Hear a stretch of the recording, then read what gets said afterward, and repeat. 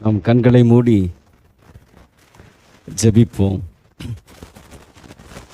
கிருபையும் இரக்கமும் நிறைந்த நல்ல ஆண்டவரே, இந்த அருமையான காலை வேளைக்காக உமக்கு நன்றி செலுத்துகிறோம். எங்கள் மத்தியிலே நீர் அசைவாடினதற்காக உமக்கு நன்றி செலுத்துகிறோம். ஆண்டவரே, இப்பொழுதும் உம்முடைய கரம், உம்முடைய வசனத்தை நாங்கள் தியானிக்கும் பொழுது எங்களோடு இருக்கட்டும். வேதத்தின் வசனங்களை நீர் எங்களுக்கு கற்றுத்தர வேண்டுமாய் நாங்கள் ஜெபிக்கிறோம். அப்பா, எங்கள் அனைவரையும் ஆண்டவரே ஒருமுகப்படுத்தி உம்முடைய வசனங்களை நாங்கள் தியானிக்கவும் அதன்படி நடக்கவும் நீர் எங்களுக்கு கிருபை செய்ய வேண்டும் என்று இயேசுவின் மூலம் ஜெபிக்கிறோம் நல்ல பிதாவே, ஆமே. சபையார் அனைவருக்கும் மறுபடியுமாக என்னுடைய வணக்கங்களையும் வாழ்த்துதலையும் தெரிவித்துக் கொள்கிறேன்.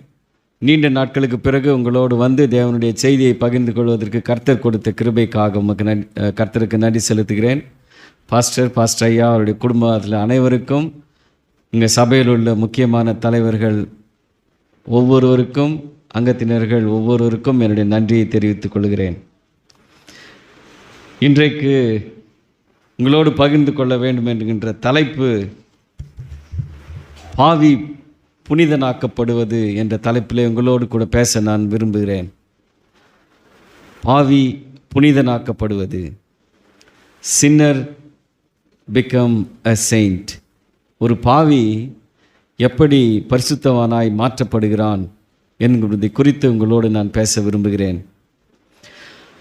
வானத்தையும் பூமியும் உண்டாக்கின தேவன் ஆண்டவர், வானம் எனக்கு சிங்காசனம், பூமி எனக்கு பாதப்படி என்று சொன்ன ஆண்டவர், மனிதர்களாகிய நம்முடைய இதயங்களில் அவர் வந்து வாசம் பண்ண விரும்புகிறார். இயேசு கிறிஸ்து தங்கும் இதயம் எப்படி இருக்கும் என்று சொன்னால், இயேசு கிறிஸ்து வாழுகின்ற மனிதனுடைய இதயம், அவனுடைய முகம் புன்னகையுள்ளதாக இருக்கும், சமாதானம் நிறைந்ததாக இருக்கும், அன்பு நிறைந்ததாய் அவனுடைய முகம் காணப்படும். ஆனால் இயேசு கிறிஸ்து தன்னுடைய இதயத்தில் இல்லாத மனிதனுடைய முகத்தை நீங்கள் பார்க்கும் பொழுது அது பயம் நிறைந்ததாகவும் சமாதானம் மற்றும் தோல்வி நிறைந்ததாகவும் காணப்படும். இயேசு கிறிஸ்து வந்து தங்கி வாழுகின்ற இதயத்தில் மனிதனுடைய முகம் அது சந்தோஷம் நிறைந்ததாய் காணப்படும். இயேசு நம்முடைய உள்ளத்திலே வரும் பொழுது மகிழ்ச்சி, சமாதானம், சந்தோஷம் அதிகமாய் காணப்படும். தாழ்மை, அன்பு, வெறுமை, பகைமை இல்லாமல் காணப்படும். அன்பு அதிகமாய் காணப்படும், தாழ்மை காணப்படும். ஆனால் வெறுமை இருக்காது, பகைமை இருக்காது, மேட்டிமை இருக்காது, போராட்டம் நிறைந்த இதயம் இருக்காது, சமாதானம் குறைவுள்ள வாழ்க்கை இருக்காது. இயேசு வந்து தங்குகின்ற இதயத்திலே அன்பும் சமாதானமும் வழிந்தோடுகிறதாயிருக்கும். இந்த சமாதானத்தையும் இந்த சந்தோஷத்தையும் கொடுப்பதற்காக இயேசு கிறிஸ்து நம்முடைய இதயத்திலே வந்து வாழ விரும்புகிறார். நம்முடைய இதயத்திலே வந்து தங்கி அவர் வாசம் செய்ய விரும்புகிறார்.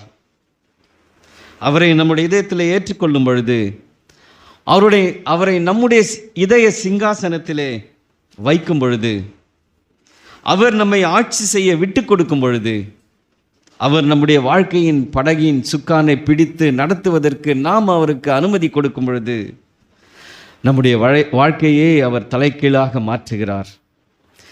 நம்முடைய குறைவுகளை நிறைவாக மாற்றுகிறார். நம்முடைய தேவைகள் எல்லாவற்றையும் சந்திக்கிறார். நம்முடைய வெறுமையை நீக்கி அவர் நிரப்புகிறார். சமாதானம் இல்லாத தன்மையை நீக்கி சமாதானத்தை அதிகமாய் தருகிறார்.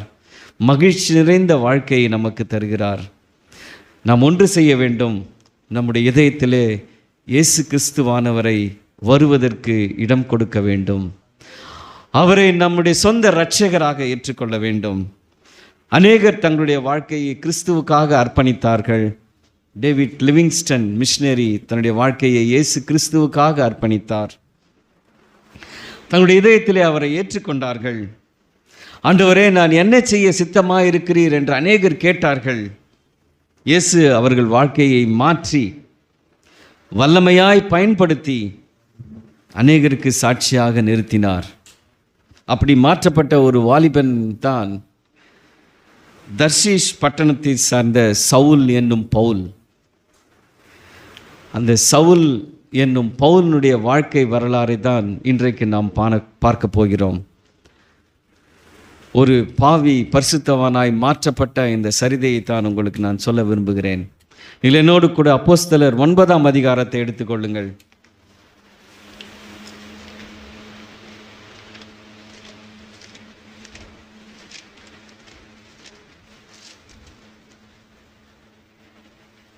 நான் 1 வாசிக்கிறேன். இன்னொன்று கூட நீங்கள் அதை கவனிக்கும்படி நான் கேட்கிறேன். சவுல் என்பவன் இன்னும் கர்த்தருடைய சீஷரை பயமுறுத்தி கொலை செய்யும்படி சீரிய பிரதான ஆசாரியரிடத்திற்கு போய், இந்த மார்க்கத்தாராகிய புருஷரை ஆகிலும் ஸ்திரீகளை ஆகிலும் நான் கண்டுபிடித்தால் அவர்களை கட்டி எருசலேமுக்கு கொண்டு வரும்படி தமஸ்குவில் உள்ள ஜப ஆலயங்களுக்கு நிருபங்களை கேட்டு வாங்கினான். அவன் பிரயாணமாய் போய் தமஸ்குவுக்கு சமீபித்த பொழுது சடிதியிலே வானத்திலிருந்து ஒரு ஒளி அவனை சுற்றி பிரகாசித்தது. சவுல் என்னும் வாலிபன் இங்கே நாம் வாசித்த பிரகாரமாய் சீஷரை பயமுறுத்தி கொண்டிருந்தான். அவர்களை கொலை செய்யும்படி பிரதான ஆசாரியரிடத்திலே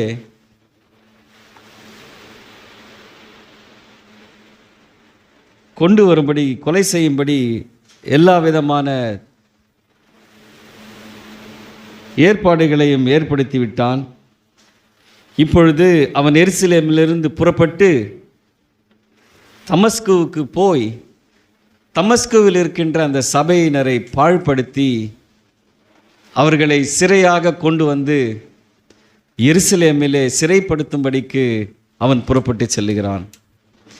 ஒரு மிக மோசமான ஒரு வாலிபன், தன்னுடைய மதத்திற்கு கொள்கை அதிகமாக கொண்டவன், கொலை செய்ய துணிந்தவன்.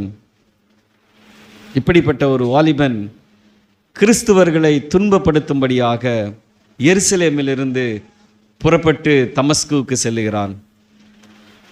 அவன் செல்லுகின்ற வழியிலே 4ஆம் வசனம், அவன் தரையிலே விழுந்தான்.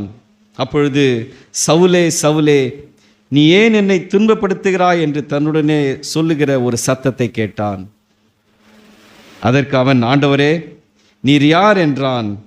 அதற்கு கர்த்தர், நீ துன்பப்படுத்துகிற கிறிஸ்து நானே, முள்ளில் உதைக்கிறது உனக்கு கடினமாம் என்றார். இயேசு அவனை சந்திக்கிறார். அந்த தமஸ்குனுடைய வீதியிலே அவனை சந்திக்கிறார். அவனோடு பேசுகிறார். அவனோடு பேசி அவன் சொல்லுகிறான், சவுல் தரையிலிருந்து எழுந்து தன் கண்களை திறந்தபோது ஒருவரையும் காணவில்லை. அப்பொழுது கைலாகு கொடுத்து அவனை தமஸ்குவுக்கு கூட்டிக் கொண்டு போனார்கள். அவன் 3 நாள் பார்வையில்லாதவனாய் புசியாமலும் குடியாமலும் இருந்தான். பிறகு தமஸ்குவிலே அனனியா என்னும் பேருள்ள ஒரு சீஷன் இருந்தான். அவனுக்கு கர்த்தர் தரிசனமாகி, அனனியாவே என்றார். அவன், ஆண்டவரே, இதோ அடியேன் என்றான். அப்பொழுது கர்த்தர், நீ எழுந்து நேர்த்தெருவு எனப்பட்ட தெருவுக்கு போய் யூதாவின் வீட்டிலே தர்சு பட்டணத்தான் ஆகிய சவுல் என்னும் பேருள்ள ஒருவனை தேடு, அவன் இப்பொழுது ஜெபம் பண்ணுகிறான் என்று சொல்லுகிறார். கிறிஸ்தவர்களை கொலை செய்யும்படியாகவும் அவர்களை சிறையிலே அடைப்பதற்காக தமஸ்குவிலிருந்து எருசலேமுக்கு கொண்டு வர புறப்பட்ட சவுல் இப்பொழுது கண் தெரியாதவனாய் விழுந்து கிடக்கிறான். அவனை கொண்டு செல்கிறார்கள். அவனுடைய கண் திறக்கப்படுகிறது. உங்களுக்கு எல்லாமே தெரியும், திறக்கப்படுகிறது. பிறகு அவன் பார்வையடைகிறான். அவன் ஆண்டவரிடத்தில் கேட்கிறான், ஆண்டவரே, நான் என்ன செய்ய வேண்டும் அப்பா, இப்பொழுது என்ன செய்ய வேண்டும் என்று கேட்கிறான். அதற்கு அவர் சொல்லுகிறார், நீ என்ன செய்ய வேண்டும் என்பதை நான் உனக்கு சொல்லுகிறேன் என்று சொல்லி அங்கே அவனுக்கு சொல்லப்படுகிறது. இந்த சவுலுடைய வாழ்க்கையை தான் உங்களோடு பகிர்ந்து கொள்ள நான் விரும்புகிறேன். சவுல் எப்படிப்பட்ட ஒரு வாழ்க்கையை வாழ்ந்தான்? அது அப்போஸ்தலனாகிய பவுல் அப்போஸ்தலரே நாம் பார்க்கிறோம். 26ஆம் அதிகாரம் 9 to 11 உள்ள வசனங்களை நான் உங்களுக்காக வாசிக்கிறேன். அப்போஸ்தலர் 26 9 11 வரை. பரிசுத்தவான்களில் அநேகரை சிறைச்சாலையில் அடைத்தேன். அவர்கள் கொலை செய்யப்படுகையில் நானும் சம்மதித்திருந்தேன். ஜெப ஆலயங்களில் அநேகரை தண்டித்தேன். தேவதூஷணம் சொல்ல கட்டாயப்படுத்தினேன். அவர்கள் பேரில் மூர்க்கவெறி கொண்டேன். அந்நிய பட்டணங்கள் வரைக்கும் அவர்களை துன்பப்படுத்தினேன். இது தான் பவுலினுடைய ஒரு வாழ்க்கை. பரிசுத்தவான்கள் அநேகரை சிறைச்சாலையில் அடைத்தேன் என்று அவனே ஒத்துக்கொள்கிறார். நீங்கள் அப்போஸ்தலர் 26 அதிகாரத்தை நீங்கள் வாசிப்பீர்கள் என்றால் இவை எழுதப்பட்டிருக்கிறது. ஜெப ஆலயங்களில் அநேகரை தண்டித்தேன். தேவ தூஷணம் சொல்ல கட்டாயப்படுத்தினேன். அவர்கள் பேரில் மூர்க்க வெறி கொண்டேன். அந்நிய பட்டணங்கள் வரைக்கும் அவர்களை துன்பப்படுத்தினேன். அப்போஸ்தலர் 8 அதிகாரம் 13 நாம் வாசிக்கிறோம். சவுல் வீடுதோறும் நுழைந்து புருஷரையும் ஸ்திரீகளையும் இழுத்து கொண்டு போய் காவலில் போட்டுவித்து சபையை பாழாக்கி கொண்டிருந்தான். சபையை பாழாக்கி கொண்டிருந்த சவுல் கலாத்தியர் 1 அதிகாரம் 13 நாம் வாசிக்கிறோம். நான் யூத மார்க்கத்தில் இருந்த பொழுது என்னுடைய நடக்கையை குறித்து கேள்விப்பட்டிருப்பீர்கள். தேவனுடைய சபையை நான் மிகவும் துன்பப்படுத்தி அதை பாழாக்கி கொண்டிருந்தேன் என்று சொல்லுகிறார். பவுல் தன்னை குறித்து சொல்லும் பொழுது இப்படியாக சொல்லுகிறார், நான் தேவனுடைய சபையை மிகவும் துன்பப்படுத்தி அதை பாழாக்கி கொண்டிருந்தேன். இப்படிப்பட்ட ஒரு சவுல் இப்பொழுது நீங்கள் வாசிப்பீர்கள் என்று சொன்னால் அப்போஸ்தலர் 9 அதிகாரம் 20 தாமதமின்றி கிறிஸ்து தேவனுடைய குமாரன் என்று ஆலயங்களிலே பிரசங்கித்தான். அப்போஸ்தலர் 9 அதிகாரம் 20 தாமதமின்றி கிறிஸ்து தேவனுடைய குமாரன் என்று ஆலயங்களிலே பிரசங்கித்தான். ஒரு வைராக்கியமான ஒரு வாலிபன் தன்னுடைய மதத்திற்காக என்ன செய்ய வேண்டுமானாலும் துணிந்து மக்களை துன்பப்படுத்துவதற்காக தமஸ்குவுக்கு புறப்பட்ட சவுல் தேவனால் சந்திக்கப்படுகிறார். மனமாற்றம் அடைகிறார். தன் இருதயத்தில் இயேசு கிறிஸ்துவை சொந்த இரட்சகராக ஏற்றுக்கொள்ளுகிறார். ஏற்றுக்கொண்டு அவருக்கு ஊழியம் செய்யும்படிக்கு தன்னை முழுமையாக அர்ப்பணிக்கிறார். வசனம் 20, இயேசு கிறிஸ்து தேவனுடைய குமாரன் என்று ஆலயங்களிலே அவர் பிரசங்கித்தார். எந்த நபரை சவுல் மரித்து போனார், அவர் கடவுள் இல்லை, அவர் கல்லறையில் வைக்கப்பட்டாயிற்று, இனி கிறிஸ்து மார்க்கத்தாரை அவரால் காப்பாற்ற முடியாது என்று நினைத்தாரோ, அதே நபராகிய இயேசு கிறிஸ்து சவுலை தமஸ்குவின் வீதியிலே சந்திக்கிறார். இயேசு கிறிஸ்து ஜீவிக்கிறார் என்பதை சவுலுக்கு சொன்னது மாத்திரமல்ல, சவுலுடைய ஒவ்வொரு அசைவுகளையும் அவர் பார்த்து கொண்டிருக்கிறார் என்பதை சவுலுக்கு நினைப்பூட்டுகிறார். இயேசு ஜீவிக்கிறார், அவர் உயிருள்ளவராய் இருக்கிறார், அவரின் அசைவுகளை பார்த்து கொண்டிருக்கிறார் என்று சொல்லி சவுல் அந்த தமஸ்குவுக்கு போகும் வழியிலே அறிந்து கொள்கிறார்.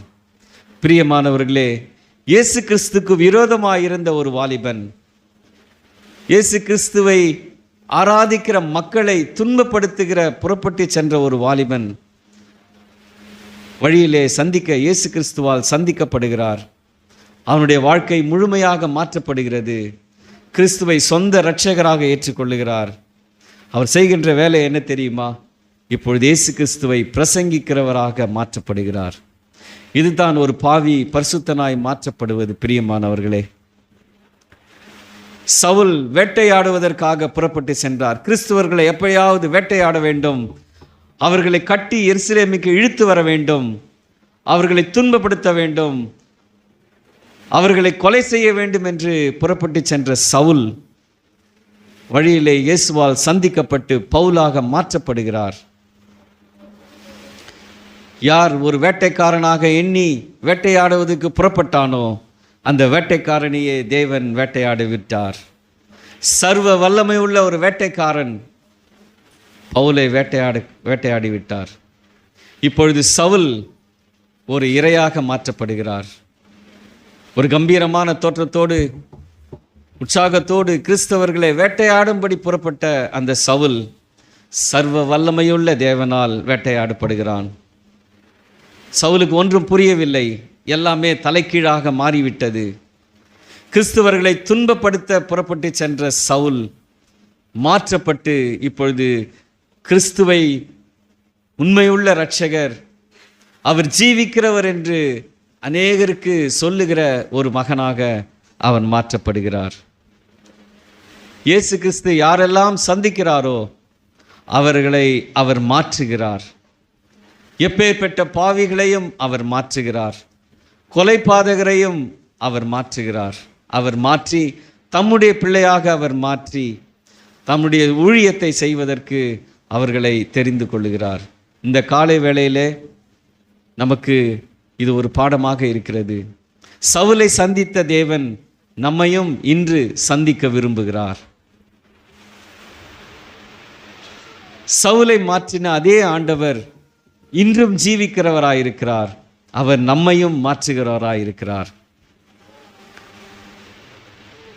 மேத்யூஸ் ஹென்றி பைபிள் கமெண்ட்ரியில் நான் இப்படியாக வாசித்தேன். உயிர்த்தெழுந்த இயேசு கிறிஸ்து சவுலை சந்திக்கும் பொழுது என்ன நடந்ததாம்? சவுல் இயேசு கிறிஸ்துவை சந்திப்பதற்கு முன்பாக அவர் எதை சிறந்தது என்று நினைத்தாரோ அதே அவர் செய்து வந்தாராம். சவுலுடைய சித்தம் எதை கட்டளையிடுகிறதோ அதையே அவர் செய்து வந்தாராம். ஆனால் இயேசு கிறிஸ்துவால் அவர் சந்திக்கப்பட்ட பிறகு இப்பொழுது என்ன நடந்தது என்று சொன்னால், இயேசு கிறிஸ்து என்ன செய்ய வேண்டும் என்று விரும்புகிறாரோ அதையே அவர் செய்வதற்கு தன்னை அர்ப்பணிக்கிறார். தன்னுடைய சித்தத்தை முற்றிலுமாக விட்டுவிட்டு இயேசு கிறிஸ்துவனுடைய சித்தத்தை செய்வதற்கு சவுலாகிய பவுல் முழுமையாக அர்ப்பணிக்கிறார். இதுதான் கிறிஸ்துவ வாழ்க்கை. ஒரு கிறிஸ்துவன் தான் செய்ய விரும்புவதை நிறுத்திவிட்டு கிறிஸ்து விரும்புவதை செய்ய ஆரம்பிப்பான். நாம் எதை வேண்டுமானாலும் செய்ய முடியும் என்று நினைத்து கொண்டிருக்கலாம். ஆனால் அது வாழ்க்கை, கிறிஸ்துவ வாழ்க்கை அல்ல. அது கிறிஸ்துவ இல்லாத வாழ்க்கை. கிறிஸ்து நம்மளுடைய வாழ்க்கையில் இருப்பார் என்று சொன்னால், கிறிஸ்து நம்முடைய இதயத்தில் வாசம் செய்வார் என்று சொன்னால், நம்முடைய சுய சித்தத்திற்கு அங்கு இடமில்லை. நாம் நினைத்ததை செய்ய முடியாது. இயேசு கிறிஸ்து என்ன செய்ய விரும்புகிறாரோ அதையே நாம் செய்ய விரும்புவோம். இயேசு கிறிஸ்து என்ன செய்ய விரும்புகிறாரோ அதையே நம்முடைய வாழ்க்கையில் நாம் செய்ய விரும்புவோம். பிரியமானவர்களே, இயேசு நம்முடைய இதயத்திலே வந்து வசிக்கும் பொழுது ஒரு பெரிய மாற்றத்தை நம்மால் காண முடியும். இயேசு கிறிஸ்துவை நம்முடைய இதயத்திலே அனுமதிக்கும் பொழுது அவர் நம்முடைய வாழ்க்கையை மாற்றுகிறார். அவருடைய சித்தத்தை செய்வதற்கு நம்மை அவர் மாற்றி அமைக்கிறவராய் இருக்கிறார். இப்படிப்பட்ட மத வைராக்கியம் நிறைந்த தீவிரவாதியாய் இருந்த சவுலை தேவன் பவுலாக மாற்றுகிறார். இவரை கொண்டுதான் புதிய ஏற்பாட்டின் 14 புத்தகங்களை எழுதுவதற்கு ஆவியானவர் உதவி செய்தார். கிறிஸ்துவ வாழ்க்கையின் கோட்பாடுகளை ஆவியானவரின் உதவியோடு பவுல் நமக்காக இந்த வேதத்திலே எழுதி வைத்திருக்கிறார். மிஷனரி பயணத்தை இந்த உலகிற்கு அறிமுகப்படுத்தினவரே பவுல்தான்.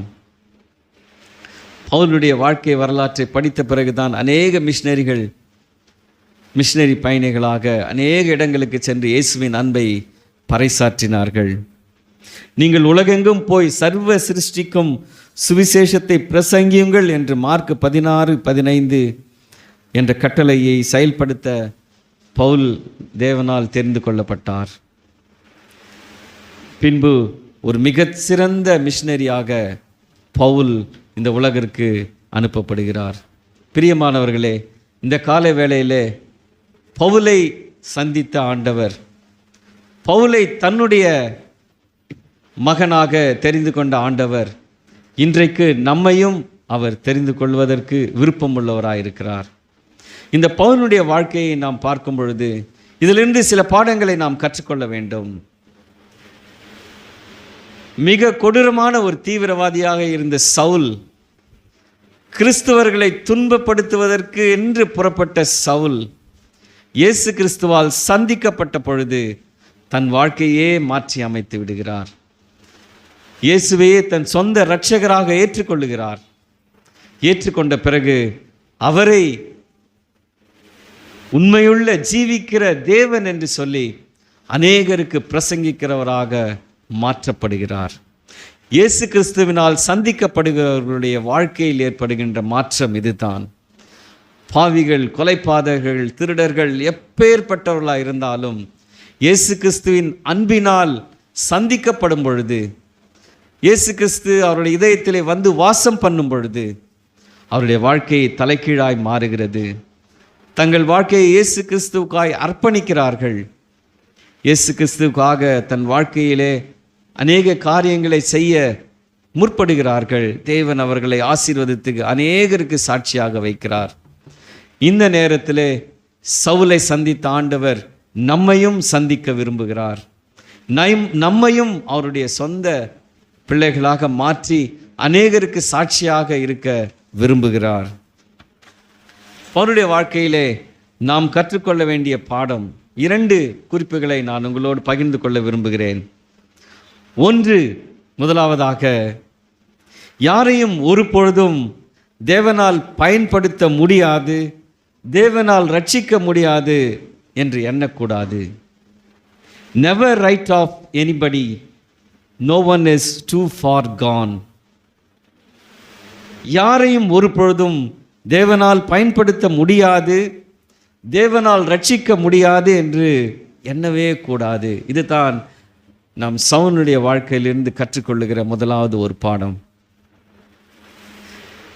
தேவனை விட்டு வெகு தூரம் சென்றவர்கள் என்று யாருமே இல்லை, அல்லது தேவனிடத்திற்கு திரும்ப மாட்டார்கள் என்று எவரையும் எளிதில் நாம் எண்ணவே கூடாது. நம்முடைய உறவினர்கள் சில பேர் இருக்கலாம். அவர்களை நாம் பார்க்கும் பொழுது இவர்கள் ரட்சிக்கப்படுவதற்கு வாய்ப்பு இல்லை, இவர்கள் திருந்த மாட்டார்கள், இயேசு கிறிஸ்துவினுடைய அன்பு இவர்களுக்குள் செயல்படுவதற்கு வாய்ப்பே இல்லை, அவ்வளவுதான், இவர்களை விட்டுவிட வேண்டும் அல்லது கை கழுவி விட வேண்டும், இவர்களுக்கு நரகம்தான் காத்து கொண்டு இருக்கிறது என்று சொல்லி நாம் அநேக முறை நம்முடைய இதயத்திலே நினைத்து கொண்டிருக்கிறோம். நாம் வேலை செய்கின்ற இடங்களிலே சில பேரோடு பணிபுரியும் பொழுது இவர்கள் இப்படி இருக்கிறார்களே, இவர்களை யார் மாற்ற முடியும், இவர்களை மாற்ற முடியுமா, இவ்வளவு ஒரு மோசமான ஏமாற்றுத்தன்மை உள்ளவர்களாக இருக்கிறார்களே, ஒரு உண்மை இல்லையே, எதுக்கெடுத்தாலும் பொய் பித்தலாட்டங்கள் காணப்படுகிறதே, எப்படி இவர்கள் கிறிஸ்துவுக்காக வாழ முடியும்? இயேசு இவர்களுடைய இதயத்திற்குள் வந்து இவர்களை மாற்றி தம்முடைய பிள்ளைகளாக மாற்றுவதற்கு வாய்ப்பு இருக்கிறதா? இருக்கவே இருக்க முடியாது என்று சொல்லி நாம் எண்ணிக்கொண்டிருக்கலாம். சபையிலே சில பேர்களை நீங்கள் நினைக்கலாம், ஒரு லிஸ்ட் ஒன்றை வைத்து கொண்டிருக்கலாம். இவர்கள் மாற்றுவதற்கு வாய்ப்பில்லை, இவர்கள் மாற முடியாது, இவர்கள் ரட்சிக்கப்படுவதற்கு வாய்ப்பே இல்லை என்று நீங்கள் நினைத்து கொண்டிருக்கலாம். நான் பள்ளியிலே பணிபுரிகிறேன் ஆசிரியனாக. நாங்கள் அநேக மாணவர்களை சந்திப்பதற்கு எனக்கு வாய்ப்புகள் உண்டு. ஒரு சில மாணவர்கள் அவர்களுடைய முடியை வெட்டி கொண்டு வருகின்ற தோற்றம், அவர் காதுகளில் அணிந்து வருகின்ற காதணிகள், அவர் அணிந்து வருகின்ற சட்டை, அவர்கள் பச்சை குத்தி கொண்டு வருவது, அவர்கள் பேசுகின்ற விதம், அவருடைய நடை உடை பாவனை, அவருடைய பேக்ரவுண்ட், அவர் எங்கிருந்து வருகிறார்கள், அவர்கள் யார், அவர்கள் பின்புறம் என்ன, இவையெல்லாம் பார்க்கும் பொழுது இவர்கள் எப்படி தேவனால் சந்திக்கப்படுவார்கள்? வாய்ப்பு என்பது இல்லை என்று சில வேளையிலே நான் நினைப்பது உண்டு. எப்படி தேவன் இவர்களுடைய இதயங்களையும் மாற்றுவார்? எப்படி மாற்ற முடியும்? வனாந்திரம் போல இருக்கின்ற இந்த இதயம் எப்படி பண்படுத்தப்பட்டு விளைநிலமாக மாறும் என்று சில நேரங்களிலே யோசிப்பது உண்டு. பிரியமானவர்களே, இன்றைக்கு நான் உங்களுக்கு சொல்ல விரும்புகிறேன், தேவன் யாரையும் அப்புறப்படுத்தினது கிடையாது. வேதம் சொல்லுகிறது மத்தேயு 18:14, இந்த சிறியரில் ஒருவனாகிலும் கெட்டு போவது பரலோகத்தில் இருக்கிற உங்கள் பிதாவின் சித்தம் அல்ல. இந்திய தேசத்திலே வாழுகிற 140 கோடி மக்களும் கெட்டு போவது தேவனுக்கு சித்தம் அல்ல. இந்த சபையில் இருக்கிற ஒவ்வொருவரும் கெட்டு போவது தேவனுக்கு சித்தம் அல்ல. அவருடைய பின்னணி, அவருடைய வாழ்க்கை முறை, அவர்கள் உடுத்துகின்ற உடை, அவர்கள் முடி அலங்காரம், அவருடைய பேச்சு, இவைகள் எல்லாமே ஒரு பொருட்டல்ல. வேதம் சொல்லுகிறது ஒருவனாகிலும் கெட்டு போவது பரலோகத்தில் இருக்கிற நம்முடைய பிதாவின் சித்தம் அல்ல. அப்படி என்று சொன்னால் நாமும் இவர்களுக்காக தொடர்ந்து ஜெபிக்க வேண்டும். ஒருவரும் கெட்டு போகக்கூடாது, ஒருவரும் நரகத்திற்கு போகக்கூடாது. தேவனுடைய அன்பு ஒவ்வொருவரையும் சந்திக்க வேண்டும். எப்படி ஒரு பாவி, ஒரு கொலைக்காரனாக இருந்த சவுலை சனப்பொழுதிலே தம்முடைய மகனாக மாற்றிவிட்டாரோ, அதே தேவன் இன்றும் ஜீவிக்கிறவராயிருக்கிறார். இன்றும் அவர் உயிரோடு இருக்கிறார். இன்றும் நம்மிலே உலாவிக் கொண்டிருக்கிறார். இன்றும் நம்மை காண்கிறவராயிருக்கிறார். இன்றும் நம்மை பார்த்து என் மகன், என் மகள் என்று சொல்லி இரு கரங்களையும் விரித்து என்னிடத்தில் எப்பொழுது வருவாய் என்று ஆவலோடு காத்து கொண்டிருக்கிறார். If the Lord can reach Saul of Tarsus, he can reach anyone. அந்த தர்ஷீஷ் பட்டணத்தாகிய சவுலை இயேசு கிறிஸ்து சந்திப்பாரானால் அவர் எல்லாரையும் அவரால் சந்திக்க முடியும். இந்த பாடத்தை நீங்கள் முதலாவது கற்றுக்கொள்ள வேண்டும். நம்மிடத்தில் இருக்கிற அந்த லிஸ்ட் ஒன்று இருக்கிறது இல்லையா, அந்த லிஸ்ட்டை முதலாவது நீங்கள் கிழித்து எறிய வேண்டும். நீங்கள் ஜெபிக்க வேண்டும். ஆண்டவரே, இந்த மகனுக்காக நான் ஜெபிக்கிறேன். இவளுடைய வாழ்க்கையை மாற்ற உம்மால் முடியும். நீர் ஜீவிக்கிறவராயிருக்கிறீர். நீர் இன்றும் ஜீவிக்கிறவர். உம்மால் முடியாத காரியம் ஒன்றுமில்லை.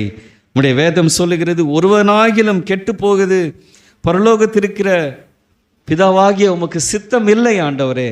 அப்படியானால் நான் ஏன் இவர்களை விட்டுவிட வேண்டும்? இவர்களை உம்முடைய மந்தையில் சேர்ப்பதற்கும் உம்முடைய பரலோக ராஜ்யத்தில் சேர்ப்பதற்கும் ஆண்டவரே எனக்கு உதவி செய்யும் என்று சொல்லி நாம் ஜெபிக்க வேண்டும். இந்த அன்பை பறைசாற்றுவதற்காகத்தான் டேவிட் லிவிங்ஸ்டன் இங்கிலாந்து தேசத்திலிருந்து ஆப்பிரிக்க காடுகளுக்கு செல்கிறார். இயேசுவின் அன்பை நான் எப்படியாவது மற்றவர்களுக்கு பிரதிபலிக்க வேண்டும்.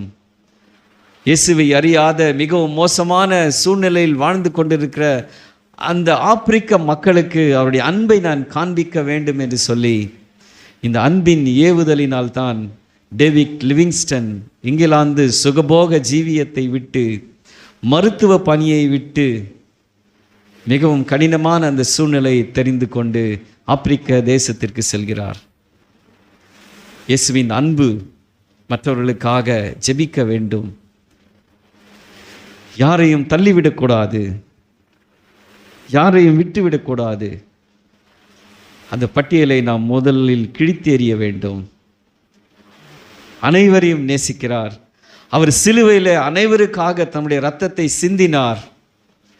அவர் சிந்திய இரத்தம் ஒவ்வொரு மக்களுக்கும் சொந்தமானது என்று சொல்லி நாம் அநேகரை சந்திக்கிறவர்களாக மாற வேண்டும். இதுதான் பவுலுடைய வாழ்க்கையிலிருந்து நாம் தெரிந்து கொள்ளுகிற முதலாவது பாடம். Never write off anybody. No one is too far gone. இயேசு சந்திக்கப்படாத அளவிற்கு தூரமாக சென்றவர்கள் ஒருவரும் இல்லை.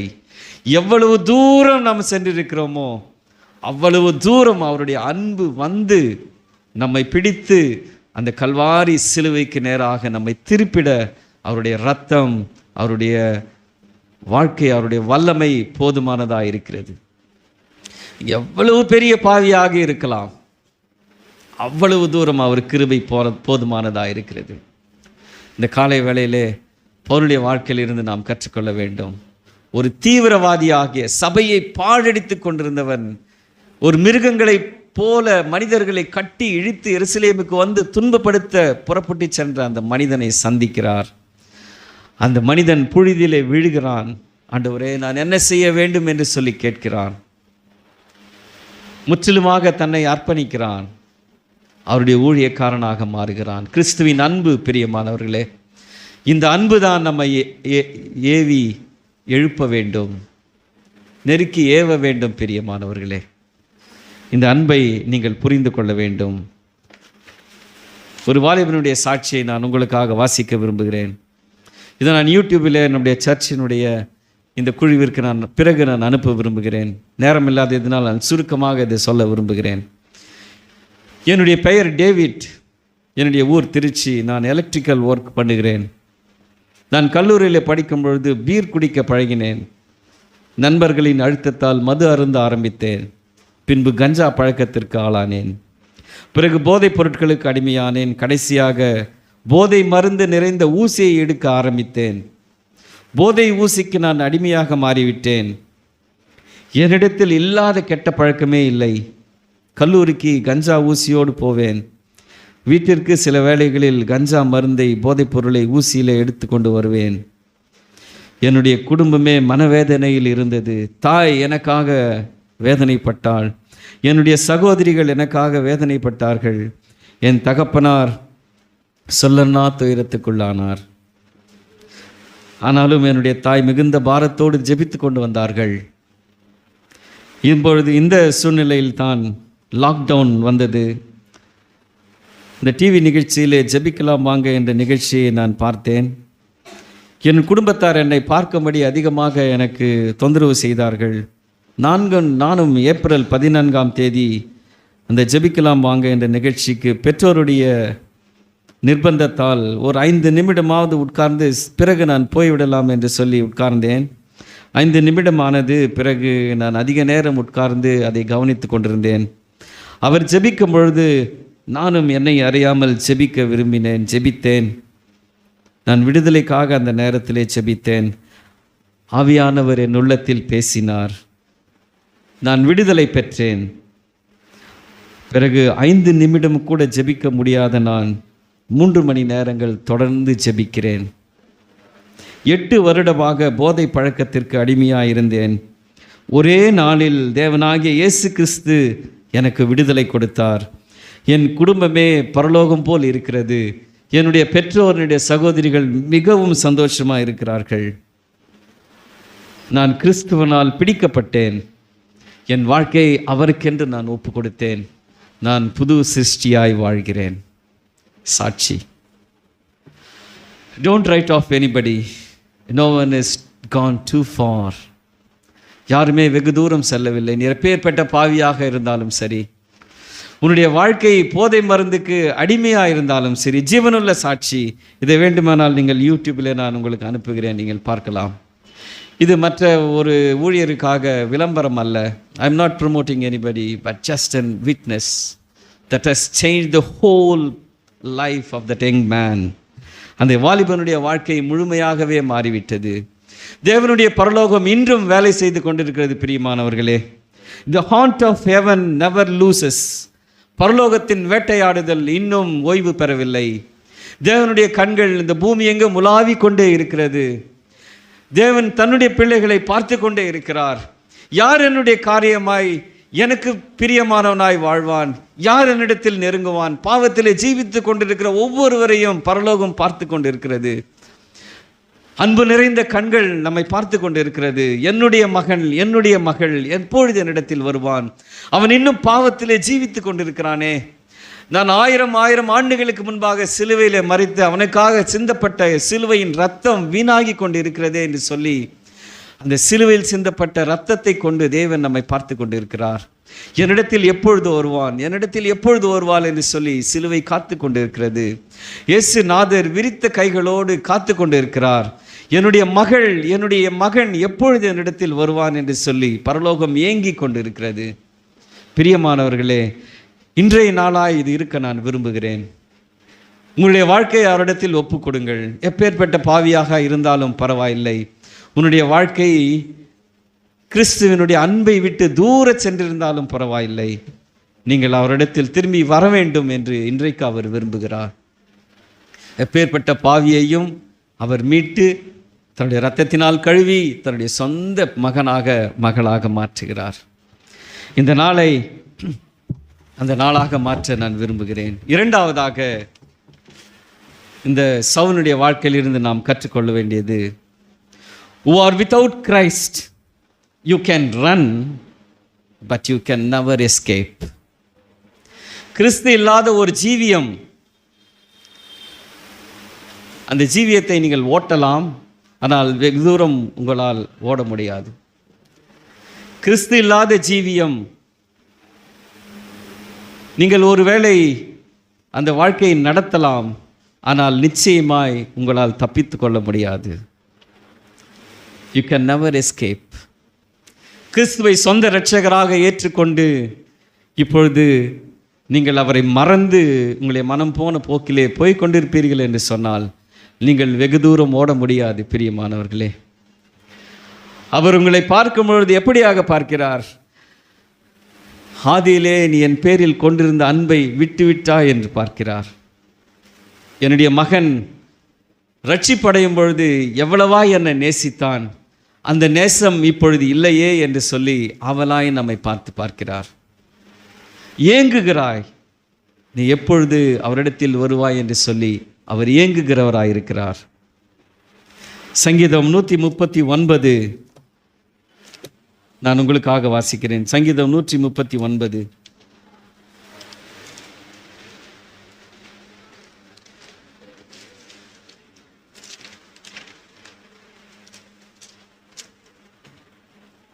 சங்கீதக்காரன் இப்படியாக சொல்லுகிறான்,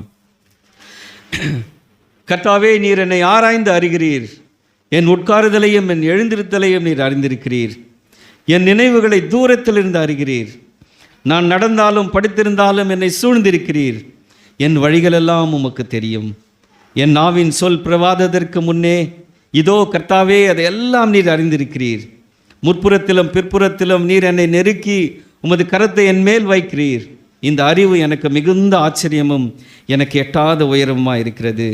உம்முடைய ஆவிக்கு மறைவாக எங்கே போவேன்? உம்முடைய சமூகத்தை விட்டு எங்கே ஓடுவேன்? நான் வானத்திற்கு ஏறினாலும் நீர் அங்கே இருக்கிறீர், நான் பாதாளத்தில் படுக்கைப்பட்டாலும் நீர் அங்கேயும் இருக்கிறீர். நான் விடியற் காலத்து சட்டைகளை எடுத்து சமுத்திரத்தின் கடையாந்திரங்களிலே போய் தங்கினாலும் அங்கேயும் உமது கரம் என்னை நடத்தும், உமது வலது கரம் என்னை பிடிக்கும். நாம் எங்கேயும் ஓடவே முடியாது, அவருடைய சமூகத்தை விட்டு நாம் ஓடவே முடியாது. இயேசு கிறிஸ்துவை சொந்த இரட்சகராக ஏற்றுக்கொண்டு அவரை விட்டு நீங்கள் மனம் போன போக்கிலே சென்று கொண்டிருப்பீர்கள் என்று சொன்னால் உங்களால் வெகு தூரம் ஓட முடியாது. இயேசு கிறிஸ்துவை இன்னும் நான் சொந்த இரட்சகராக ஏற்றுக்கொள்ளவில்லை என்று நீங்கள் சொல்வீர்கள் என்று சொன்னால் இன்று நீர் அவரை உங்களுடைய சொந்த இரட்சகராக ஏற்றுக்கொள்ளலாம். நீங்கள் அவரிடத்தில் கேளுங்கள், ஆண்டவரே, என் இதயத்தில் வந்து நீர் வாசம் பண்ணும் என்று கேளுங்கள். அவர் வந்து உங்கள் இதயத்திலே வாசம் பண்ணுவார். அவர் வரும்போது உங்கள் இதயத்தில் அவர் வாசம் பண்ணும் பொழுது உங்கள் இதயத்தை அவர் சுத்திகரிக்கிறார், உங்கள் வாழ்க்கையை அவர் மாற்றி விடுகிறார். நீங்கள் எவ்வளவு தூரம் ஓடினாலும் அவரை விட்டு உங்களால் ஓடவே முடியாது. நீங்கள் ஒளியின் வேகத்தில் ஓடினாலும் அவருக்கு மறைவாக இருக்க முடியாது. ஒளியின் வேகம் 1,86,000 மைல் பர் செகண்ட். அவ்வளவு வேகமாக ஓடினாலும் அவருக்கு மறைவாக ஓட முடியாது. அவரை விட்டு எங்கேயும் போக முடியாது. பிரியமானவர்களே, இன்றைக்கு உங்களுக்கு ஞாபகப்படுத்த விரும்புகிறேன், அவர் உங்களை தெரிந்து கொண்டார். அவரை விட்டு ஓட முற்படாதீர்கள். அவரிடத்தில் உங்களை சமர்ப்பியுங்கள். சவுல் தன்னை சமர்ப்பித்தது போல உங்களை இன்றைக்கு சமர்ப்பியுங்கள். உங்கள் இருதயங்களை கடினப்படுத்தாதீர்கள். அவர் உங்களை பெயர் சொல்லி அழைத்திருக்கிறார். அவரிடத்தில் திரும்புங்கள், அவர் பேரில் நம்பிக்கை வையுங்கள். இனி காலம் செல்லாது. தேவனை மறந்து வாழ்கிற ஒரு வாழ்க்கையே அல்ல. தேவன் உங்களை எதற்காக உங்கள் கரங்களை பிடித்தாரோ அதை நிறைவேற்றுவதற்கு காத்திருக்கிறார். உங்களை பெயர் சொல்லி அவர் அழைத்திருக்கிறார்.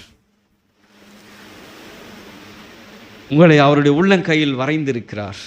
நீங்கள் அவருடையவர்கள். நீங்கள் தற்செயலாக இங்கு வந்து அமரவில்லை. ஒரு பெரிய திட்டத்தோடும் நோக்கத்தோடும் அவர் உங்களை அழைத்திருக்கிறார். அவரை விட்டு ஓட முற்படாதீர்கள். உங்கள் வாழ்க்கையை அவரிடத்திலே சமர்ப்பியுங்கள். ஆதியிலே கொண்டிருந்த அன்பை நீங்கள் புதுப்பித்துக் கொள்ளுங்கள்.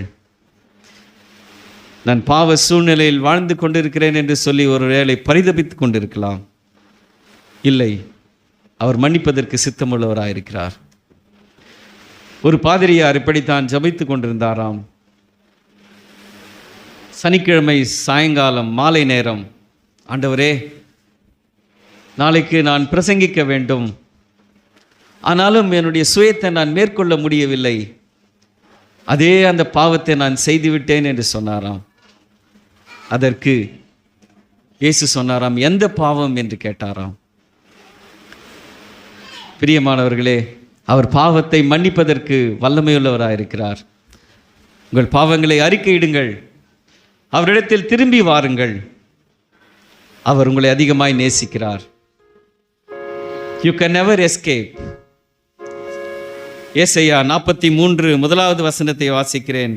இப்பொழுது யாக்கோபே, உன்னை சிருஷ்டித்தவரும் இஸ்ரவேலே உன்னை உருவாக்கினவருமாகிய கர்த்தர் சொல்லுகிறார், அதாவது பயப்படாதே, உன்னை மீட்டு கொண்டேன், உன்னை பெயர் சொல்லி அழைத்தேன், நீ என்னுடையவன்.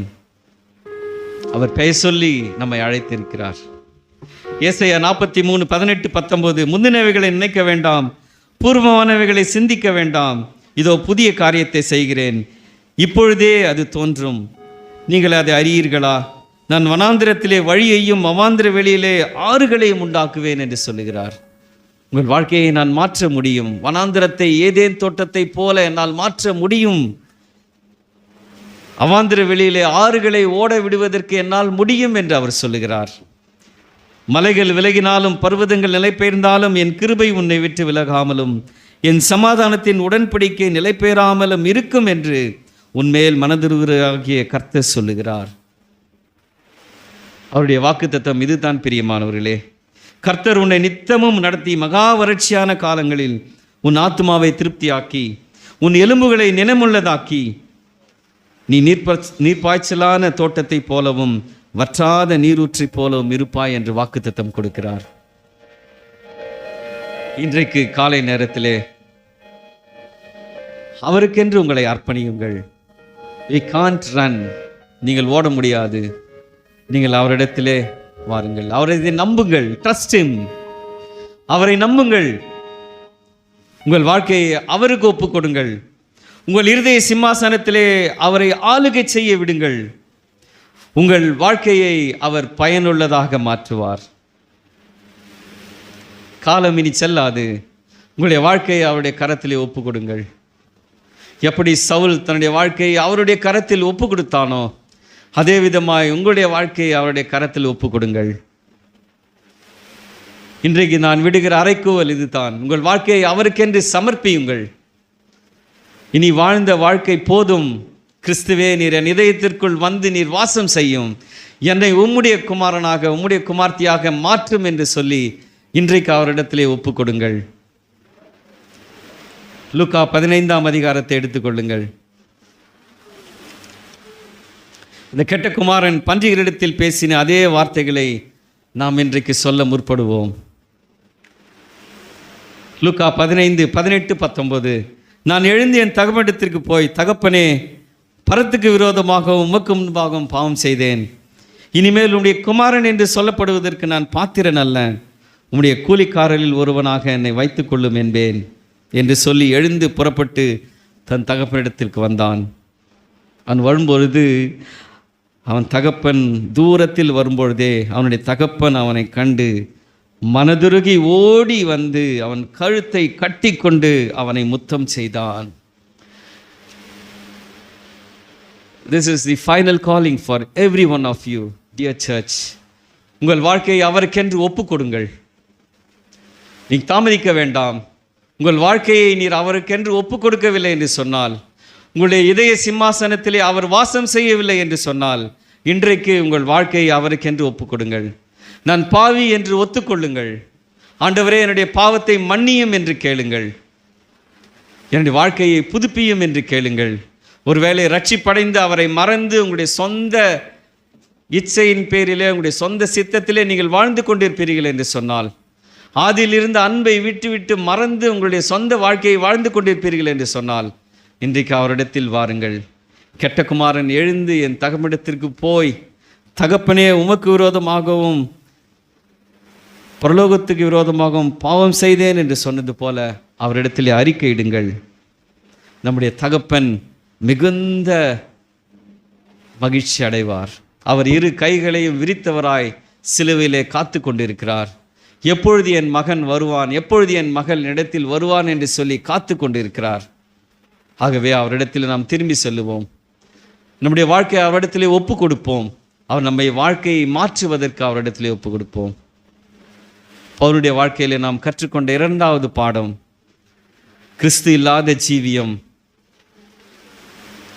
வெகு நாட்கள் செல்லாது. Who are without Christ, you can run, but you can never escape. கிறிஸ்து இல்லாத ஜீவியத்தை அதிக நாட்கள் கடத்த முடியாது. பிரியமானவர்களே, நாம் அவரிடத்திலே சரணடைவோம். பிரியமானவர்களே, கண்களை மூடி அவரிடத்திலே நாம் ஒப்பு கொடுப்போம். இந்த பழைய பாடலின் வரிகளை நான் படிக்கிறேன். அவரோடு கூட ஒப்படையுங்கள். உங்கள் இருதயத்திலே அவரை ஏற்றுக்கொள்ளுங்கள்.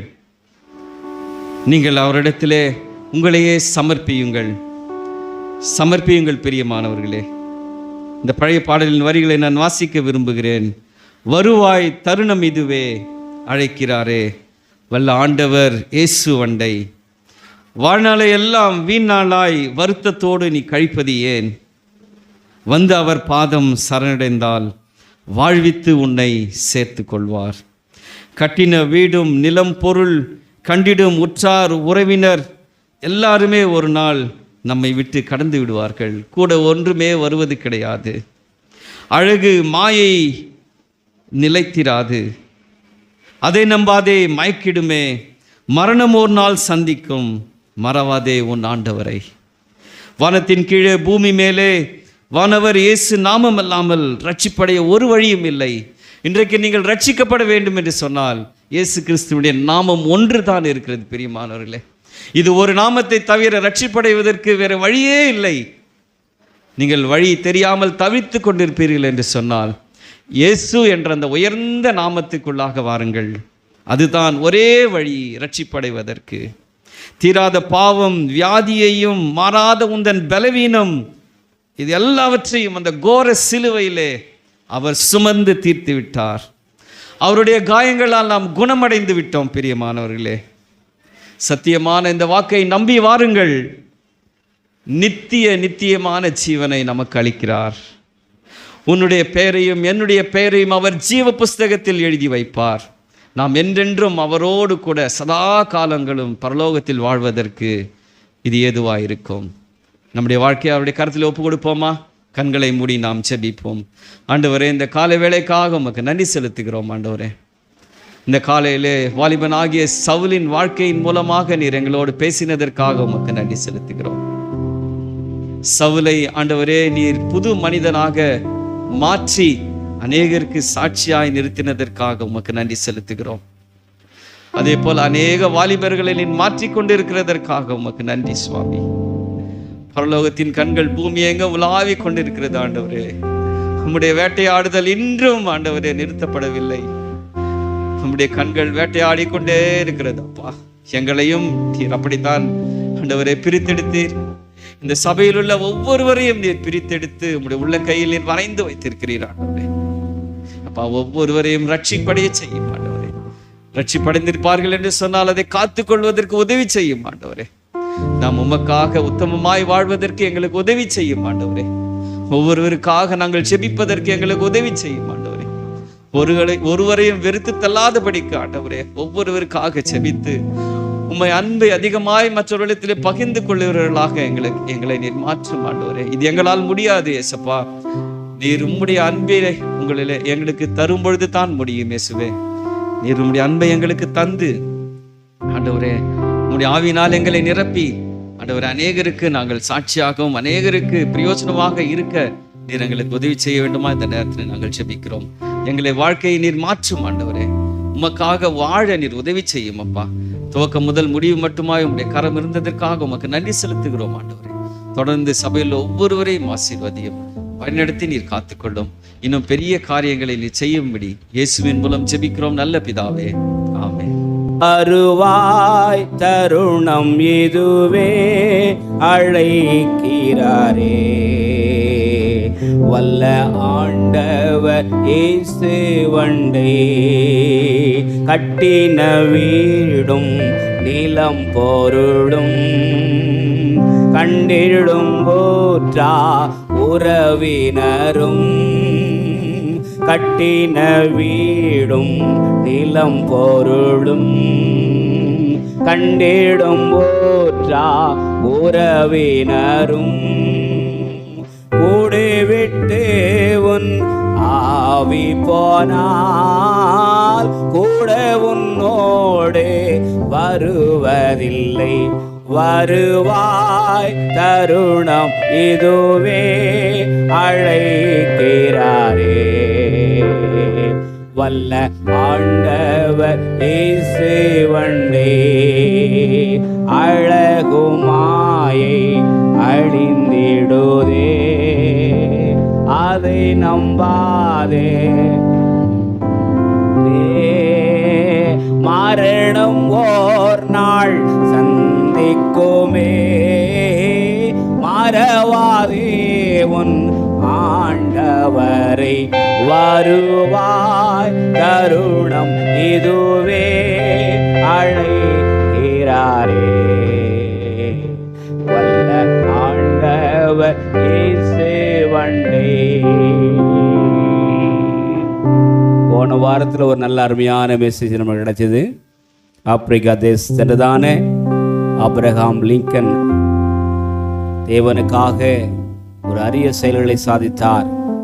இன்றைக்கும் தொடர்ச்சியாக அவரை குறித்து பேசப்பட்ட சபையில் அது மட்டுமல்ல, அப்போஸ்தலனாகிய பவுல் அடிகளார் ஒரு சிறந்த வாலிப பிராயர். வாலிப பசங்க எத்தனை பேர் இருக்கீங்க? இம்மானுவேல் எத்தனை மணி சர்ச்சை வந்தீமா? வெங்கடேஷ் கை தூக்காதப்பா, நீ வாலிபர் கிடையாது. வாலிப பிள்ளைகள்லாம் கை தூக்குங்க. சர்ச்சை முடிஞ்ச பிறகு நீங்கள்லாம் என்னை பார்க்கணும், கொஞ்ச நேரம் உங்க கூட செலவு பண்ண ஆசைப்படுறேன், சரியா? வாலிப பிராயத்துன் சிருஷ்டிகரை நினை, வாலிபமும் மாயை. அருமையான சோர் டேனியல் அவர்கள் ஆசிரியராக பணியாற்றுகள். நம்முடைய திருச்சபையுடைய ஒரு ட்ரஸ்டுடைய முக்கிய நிறுவனரில் அவர்கள் ஒருவர். அவருக்காக நான் கர்த்தரை ஸ்தோத்திரிக்கின்றேன். அவருக்காகவும் அவர் செய்கிற பணிகளுக்காகவும் குடும்பத்துக்காகவும் ஊழியர்களுக்காகவும் தொடர்ந்து நீங்கள் ஜெபித்துக் கொள்ளும்படியாக அன்போடு நம்மளை கேட்டுக்கணும். ஒருவரும் கெட்டு போவது ஆண்டவருக்கு பிரியமில்லை. இன்றைய நாள் இந்த சண்டே குறிப்பாக விசேஷமாக ஃபாதர்ஸ் சண்டே, தந்தையர் தினம் என்று சொல்வார்கள். எத்தனை பேருக்கு அப்பா இருக்கிறாங்க? கை தூக்கி சொல்லுங்கள். உங்கள் அப்பாவுக்காக நீ ஆண்டவருக்கு நன்றி சொல்லுங்கள். ஒருவேளை இங்கே இருக்கலாம், இங்கே இல்லாமல் இருக்கிறான். ஆனால் தாய் இல்லாமல் நான் இல்லை என்று சொன்ன பாடனவங்க தகப்பன் இல்லாமல் கூட நம்ம இருக்க முடியாது. அல்லேலூயா.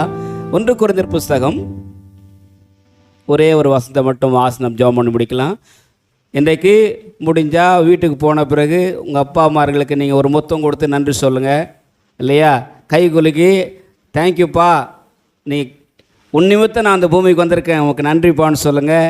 இல்லைன்னா ஃபோன் பண்ணி சொல்லுங்கள், அப்பாவுக்கு நீங்கள் விசேஷம் கொடுங்க. அல்லேலூயா. எத்தனை பேர் நம்புறீங்க? சில பேர் கை தூக்க மாட்டேன், ஏன்னா எனக்கு அப்பாவே இல்லை. இப்போ சொல்கிறேன், ஏசு அப்பா நமக்கு இருக்கார். அல்லேலூயா. வேதம் சொல்ல அப்பா பிதாவு என்று அழைக்கும்படியான புத்திர சுவிகாரத்தின் ஆவி அவர் தந்திருக்கின்றார். பக்கத்தில் பாசுங்க, ஏசு அப்பா நமக்கு அப்பா. அட சத்தமாக வாய்த்தா சொல்லுங்கள், ஏசு அப்பா நம்ம அப்பா.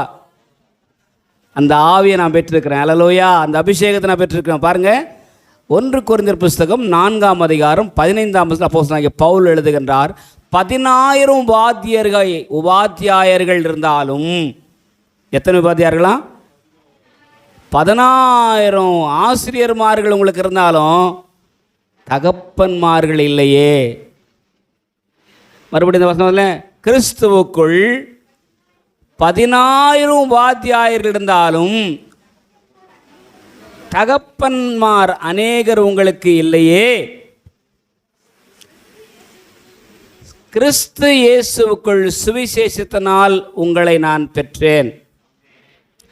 ஆவிக்குரிய தகப்பன். இப்போ சொல்லுங்கள், சர்ச்சு யார் ஆவிக்குரிய தகப்பன்?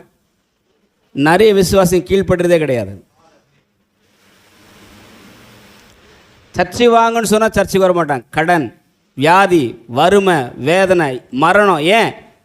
ஆண்டவரை தேடுவதற்கு மனம் இல்லாத பட்சத்தில், ஆண்டவருக்கு நாம் நம்மை அர்ப்பணிக்காத பட்சத்தில் தகப்பனுடைய சிந்தையை நாம் மறந்துவிடும். கடைசியாக முடிக்கும் போது டேனி அவங்க சொன்னாங்க, நான் என் அப்பா வீட்டுக்கு போய், எப்படியா அப்பா வீட்டை விட்டு போனால் பன்னி கூட சேர்ந்து தவிட்டு சாப்பிட்றதே கிடைக்கும். பக்கத்தில் சொல்லுங்கள், அப்பா வீட்டை விட்டு போயிட்டா பன்னி சாப்பிட்ற தவிடு தான், பஞ்சம்தான், வறுமை தான். ஆவிக்குரிய தகப்பனாகி ஆண்டவராகி கிறிஸ்துவானவர் தகப்பனாக இருக்கின்றார். அவரை விட்டு விட்டு செல்கிற அனைவருக்கும் வறுமை தான், ஏழ்மை தான். பிரியமான கர்த்தருடைய விசுவாச மக்களே, நம்முடைய தகப்பனை மறந்து விடக்கூடாது. கட்டின வீடும் நிலம் பொருள் யாவும் போயிடும், ஆனால் ஆண்டவர் நம்மை விட்டு போகவே மாட்டார். அவருடைய தகப்பனாக இருக்கு அப்படின்னாலே, நாம் அவரை ஏற்றுக்கொண்ட பிள்ளைகளாக இருக்கு அப்படின்னாலே, வேதம் சொல்கிறது, அவருடைய நாமத்தின் மேல் விசுவாசம் உள்ளவர்களாய் அவரை ஏற்றுக்கொண்டவர்கள் எத்தனை பேர்களோ அத்தனை பேர்களுக்கும் ஆண்டவருடைய பிள்ளைகளாகும்படிக்கு அதிகாரம் கொடுத்தார். அல்லேலூயா. நம்ம எல்லாரும் யாருங்க? ஆண்டவருடைய பிள்ளைகளாக இருக்கிறோம். ஆண்டவர் நமக்கு தகப்பனாக இருக்க. கிறிஸ்தவ மார்க்கம் மட்டும்தான் இறைவனை, கடவுளை தகப்பனாக பார்க்கக்கூடியது. இந்த உலகத்தில் 14 மதங்கள், பிரபல்யமான மதங்கள் இருக்குது. புத்திசம், சைனிசம், இந்தியிசம், இஸ்லாம், சௌரஸ்டினிசம், இப்படி சொல்லிக்கிட்டே போகலாம். எல்லா மதங்களும் இறைவனை தூரமாக வைத்து பார்க்கிறது, இறைவனை கடவுள் தூரமாக இருக்குன்னு பார்க்குறது. ஆனால் இயேசு கிறிஸ்து மட்டும்தான் நமக்கு ஒரு அருமையான ஒரு வார்த்தை, ஜபத்தை சொல்லிக் கொடுத்தார். என்ன ஜபத்தை சொல்லிக் கொடுத்தாரு? பரமண்டலங்களில் இருக்கிற எங்கள் பிதா. எல்லாரும் சேர்ந்து சொல்லமா, பரமண்டலங்களில் இருக்கிற எங்கள். ஆண்டவரை தகப்பனாக கற்றுக் கொடுக்கிற ஒரே ஒரு டீச்சிங், போதனை இந்த பைபிளில் மட்டும்தாங்க இருக்குது. அல்லேலூயா. ஆனபடினாலே உள்ளத்தின் ஆழத்திலிருந்து, ஆண்டவரே நான் உம்மை தகப்பனாய் ஏற்றுக்கொண்டதுக்காக நன்றி சொல்கின்றேன். நீர் தகப்பனாய் எனக்கு வந்ததுக்காக நன்றி சொல்கிறேன். உங்களுடைய தயவினாலே நான் பெற்றுக்கொண்டேன். கண்கள் மூடலாமா? எனக்கு அப்பா இல்லையே அப்படின்னு ஏங்கிறவங்க சொல்லுங்கள், ஏசப்பா நீங்கள் இருக்கிறீங்கப்பா. அப்பா என்று அழைக்கும்படியான புத்திர சுவீகாரத்தின் ஆவி கொடுத்துருக்குங்க. நன்றி சுவாமி. கண்களை மூடி ஒரு நிமிஷம் எல்லா கர்த்தரை ஸ்தோத்திரம் பண்ணலாம். ஹல்லேலூயா, ஹல்லேலூயா, ஹல்லேலூயா. உமக்கு ஸ்தோத்திரம். அப்பா பிதாவே, அன்பான தேவா, அருமை இரட்சகரே, ஆவியானவரே. அப்பா பிதாவே, அன்பான தேவா, அருமை இரட்சகரே, ஆவியானவரே. நன்றி உமக்கு நன்றி ஐயா, நன்றி உமக்கு நன்றி. கைகளை வச்சு சொல்லுங்க, நன்றி உமக்கு நன்றி ஐயா, நன்றி உமக்கு நன்றி. எல்லாரும் பாருங்க, பாஸ்டர் சொல்றதை கேளுங்க, நல்லா இருப்பீங்க. சொல்லுங்க, பாஸ்டர் சொன்னா நல்லா இருக்கும், அதை நான் கேட்பேன். என்னுடைய ஆவிக்குரிய தகப்புடைய சொல்ல நான் தட்ட மாட்டேன். உன் தகப்பனுடைய போதகத்தை தட்டாதே. உன் தாய் வயது சென்றவளாகும்போது அசட்டை செய்யாதே, டாட்டா காட்டாதே. அல்லேலூயா. எத்தனை பேர் நான் டாட்டா காட்ட, அப்பாவுக்கும் தான் டாட்டா காட்டுறாங்க. அல்லேலூயா. டாட்டா டாட்டா போட்டா எங்க போவ? அப்பா வீட்டை விட்டு போனால் சாப்பாடு கிடைக்காது, இருக்கிற காசெல்லாம் செலவழிஞ்சிரும். கர்த்தருடைய வார்த்தை சொல்கிறது, ஹல்லேலூயா. அப்பா வீட்டுக்கு நான் திரும்பி வருவேன். அப்பாவை பார்த்து சொல்றான், வேலைக்காரர்கள் என்ன ஒருத்தரா நீங்க எடுத்துங்கப்பான்றான். ஆனால் அந்த தகப்பன் கட்டி தழுவி புது ஆடையை போட்டு மோதிரத்தை போட்டு, தொலைந்து போற என் மகன் திரும்ப வந்து விட்டான், அவனை புத்தாடை அணிவித்து எல்லார் மத்தியிலும் பெருமைப்படுத்துகிறார். எத்தனை பேர் பரலோகத்துக்கு நம்ம அப்பாவை சந்திக்க போகிறோம், அங்கே போகும்போது ஆண்டவர் நம்மை அவர் உயர்த்தி காண்பிப்பார். என் மகன் வந்துட்டான், என் மகன் வந்துட்டான், நீ எல்லாரும் நான் பெற்ற பிள்ளைகள், சுவிசேஷத்தினால் தீமோத்தேயுவை நான் பெற்ற பிள்ளை என்று அப்போஸ்தலனாகிய பவுல் சொல்லுகின்றார். யாரெல்லாம் திருமுழுக்கு எடுத்திருக்கீங்களோ, நீங்கள் உங்கள் ஆவிக்குரிய தகப்பன்மார்களுக்கு நீங்கள் அடங்கியிருக்கீங்க, நல்லா இருப்பீங்க. அல்லேலூயா. வாழ்ந்து சுகமாயிருப்பீங்க. அடங்காதவங்களுக்கு எப்பவுமே சில சிரமங்களை சந்திக்க வேண்டிய சூழ்நிலை வரும். பிரியமானவர்களே, ஒருவனும் கெட்டு போவது தேவனுக்கு பிரியமில்லை. அனைவரும் தகப்பனுடைய ஸ்தானத்தை பெற்றுக்கொள். தகப்பனை பின்பற்றுவர்கள் எல்லாரும் தகப்பனுக்கு தன்னுடைய வாழ்க்கை அன்றைக்கு அப்போஸ்தலனாகிய பவுல் அர்ப்பணித்தது போல, சவுல் அர்ப்பணித்தது போல நாம் நம்மை கண்களை மூடி ஒப்பு கொடுக்கலாமா? நான் என் இஷ்டம் போல நான் வாழ மாட்டேன், இஷ்டம் போல சர்ச்சா அலைய மாட்டேன், இஷ்டம் போல வேறு உபதேசங்களை கேட்டு இங்கே சொல்கிறாங்க அங்கே சொல்கிறாங்க குறி சொல்கிறாங்கன்னு சொல்லிட்டு ஊழியக்காரர்கள் பின்னால் ஓட மாட்டேன். ஒரே குடும்பம், ஒரே விசுவாசம், ஒரே இறைவன், ஒரே தகப்பன் ஆண்டவர் நமக்கு உண்டு. இந்த விசுவாசம் நிலைத்திருக்க கர்த்தர் நம்மை அழைக்கின்றார். ஹல்லேலூயா. நல்ல பிதாவே, இந்த காலவேளையிலே நாங்கள் அன்போடு துதிக்கின்றோம். ஆம் ஆண்டவரே, நீர் எங்கள் தகப்பனாயிருக்கிறதற்காக நன்றி சொல்கின்றோம். பரமண்டலங்களில் வீட்டிற்கு எங்கள் பிதாவே நம்முடைய சீஷன்மார்களுக்கு நீர் அவர்களை ஆண்டவரை காண்பித்து கொடுத்தீர் சுவாமி. இன்றைக்கு நாங்கள் எப்பொழுதும் தைரியமாக உடைய திரு சமூகத்துக்கு வந்து உம்மை அழைப்பதற்கு எங்களுக்கு பாக்கியம் பெற்றுக்கின்றோம். அப்பா என்ற உரிமை தந்திருக்கின்றீர், பிள்ளைகள் என்ற உரிமை கொடுத்திருக்கின்றீர். நாங்கள் ஒவ்வொருவரும் அநேக விஷயங்களில் தாவுகிறவர்கள் சுவாமி. கர்த்தர் எங்கள் பிள்ளைகளை பொறுத்தருளும். ஆண்டவர் தாமே எங்களை நீர் ஏற்றுக்கொண்டு ஆசீர்வதியும் சுவாமி. உமக்கு உகந்த பிள்ளைகளாய் எங்களை ஏற்றுக்கொண்டு எப்போதும் உமக்கு உகந்த வாழ்வு வாழ தனித்தனியாக குடும்பமாக நீர் ஆசீர்வதிக்கும்படிக்கு மன்றாடுகிறோம். இம்மட்டும் உடைய வார்த்தைகளை கேட்ட ஒவ்வொருவரையும் இயேசு கிறிஸ்துவின் நாமத்தில் வாழ்த்தி ஆசீர்வதிக்கின்றோம். ஜெபம் கேளும் நல்ல பிதாவே, ஆமேன். என் ஆத்துமாவே கர்த்தரை ஸ்தோத்திரி, முழு உள்ளமே பரிசுத்த நாமத்தை ஸ்தோத்திரி. என் ஆத்துமாவே கர்த்தரை ஸ்தோத்திரி, கர்த்தர் செய்த சகல உபகாரங்களை மறவாதே, ஆமேன். நம்முடைய ஆண்டவராகிய இயேசு கிறிஸ்துவின் கிருபையும் பிதாவாக இதனுடைய அன்பும் பரிசுத்த ஆவியருடைய ஐக்கியமும் சமாதானம் நம் அனைவரோடும் விசேஷமாக இந்த நாளிலே கர்த்தருடைய வார்த்தைகளை பகிர்ந்து கொண்ட அன்பு சகோதரர் குடும்பத்தார் ஊழியங்களோடும் இன்றும் என்றும் சதா காலத்தில் நிலைத்திருப்பதாக, ஆமேன். அவர் வரும் நாளேனில் என்னை கரமசைத்து அன்பாய் கோப்பிட்டு சேர்த்து கொள்வார். அவர் வரும் நாளேனில் என்னை கரமசைத்து அன்பாய் கோப்பிட்டு சேர்த்து கொள்வார். அவர் சமூகமாதில் அங்கே அவருடனே ஆடி பாடி மகிழ்ந்திடுவே. அவர் சமூகமாதில் அங்கே அவருடனே ஆடி பாடி மகிழ்ந்திடுவே. ஆனந்தமே பரமானந்தமே, இது மாபெரும் பாக்கியமே. இந்த பார்தளத்தின் சொந்தக்காரரவர் எந்த உள்ளத்தில் சொந்தமானார். இந்த பார்தளத்தின் சொந்தக்காரரவர்